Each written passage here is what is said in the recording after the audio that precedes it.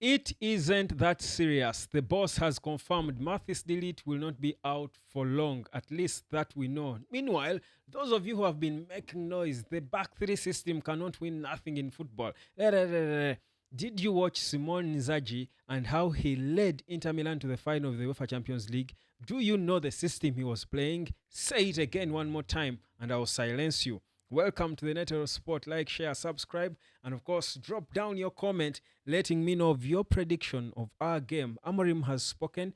For the first time in a long time, Alejandro Garnacho too has been part of a press conference, a pre-match press conference. I think lately they are in the habit of giving these players a chance to come and talk other than the usual suspects because previously it was Manuel Ugarte who was not even speaking English. He needed a translator as he was addressing the media, but it's a good thing. It shows they're showing confidence and belief in all the players, but also even the players themselves are confident enough to come and face the media. Before, it was difficult. Players were hidden as if they were not bold enough to come out and answer questions to the media in press conferences. And I thought for me, it's a good thing now to see. Those are little small things changing about the team, but showing you that these boys are getting back their confidence. Now, guys, I do remind you strongly that you can earn. Now, there are people who ask me, of course, after the first class that I give you, you get excited and you want to start, but you're not confident in yourself at times. And I told you guys, my trainings are ongoing every day. If you want to learn how to earn on the internet, I am there for you to walk the journey with you until you get to that point where you're stable. You can run it on your own because at times the start, and that's the most difficult part of anything. Starting a journey is always the difficult part. But when you understand it, and I appreciate the fact that all of you get it, and all challenges saying, I'm starting tomorrow. You want to start in the next second. Listen, you can start at any point, but you need to be able to go into it with a long term strategy. You understand what I mean? Anyway, if you don't, book your time with me and I'll break it down for you because people are learning. Some are already earning. A gentleman called me. Oh goodness, beautiful testimony that was. I think if he allows me, I'll tell his story and perhaps even share it in video here for you because it was a beautiful thing. This statement came so quick. This guy earned so quick, honestly. I told him on Wednesday and on Friday he was calling me, telling me, guy, this has already changed my life. That was amazing. I told you with the internet, you don't know when. Learn how to earn from it. We can all earn. Anyway, let's get proper into the Man United football talk. As Mathis Delete, according to Ruben Amorim, is not going to be out for a long time. He won't play tomorrow. Neither will he play over the weekend. But Amorim says he is not, seriously injured. I think they're just being precautious. They're just taking precautions, not to rush him back because he had just returned from injury. I think about 3 or so days before. Perhaps he wasn't 100% fit. But also, I'm beginning to get convinced that. He came with a serious injury, and I think I hinted about it. If my memory is not letting me down, I think in my disquiets before we signed Delete, I said I lucky feel like part of the reasons why he slowed down both at Juventus and Bayern is because of injuries. He seems to be an injury-prone guy. Good a player as he is, if you're not fit, it doesn't matter how good you are.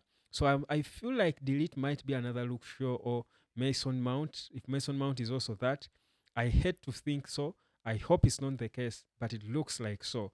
Unless he proves otherwise. Let's wait and see how soon he will return and how long he will be there because his presence certainly eases the pressure on Harry Maguire and in fact it helps Harry Maguire be better as a player. So let's wait and see what happens. So Amorim speaks in this pre-match press conference. I like the fact that he didn't want to be moved by the whole talk of Nico and Inaki Williams not being there or Oyhan Sanchez, the top players for Athletic Club.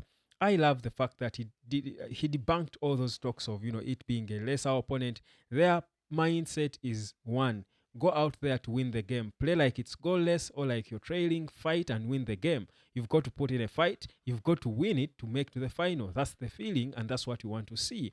Don't think because in the first leg you disposed them of 3 goals to nothing, that you're just going to come there and give us a boring show. No, not at Old Trafford. We need every game to feel important. I liked the attitude of the players, of the boys against Brentford. And even if we lost, I thought they showed that character and desire to take it on. And it also showed that perhaps these players can play well without a lot of pressure. But going into this game, the pressure won't be there. And that's why I expect even a more convincing victory. Because if there's one thing I'm convinced is that these Man United players are better if they have no pressure. They can be better. I think anyone expresses themselves better without pressure. Well, whereas in moments when the pressure came, like against Olympic Lyon, they put on a fight, that takes a couple of individuals to stir up the fight.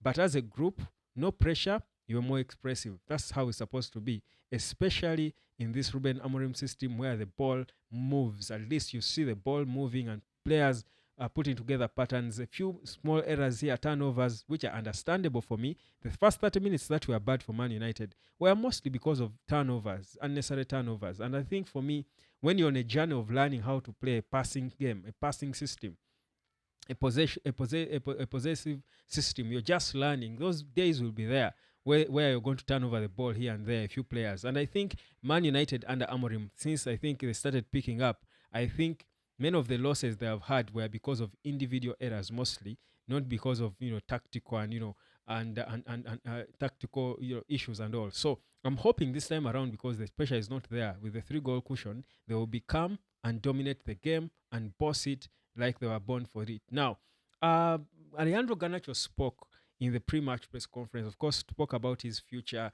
talking about how, of course, if clubs come calling for your signature, as a player, you're always there to listen to what they offer. You never know what they could offer. But also, it's a good thing for a player to be wanted. I mean, we all want, you're working your job somewhere. It's a good feeling to hear that a rival company wants to poach you from your employer. I remember when I was still working on TV, and the best moment of my time, probably one of the best times in my adult life, was back then.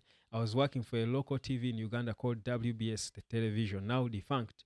And I got a call from the hottest upcoming TV station at the time, NBS, and they called me to join them. That is the best feeling I've ever had. And it's not that I was looking to leave WBS, because this is the TV that nurtured me and gave me the opportunity to express my talent and all my journalism skills and learn and stuff.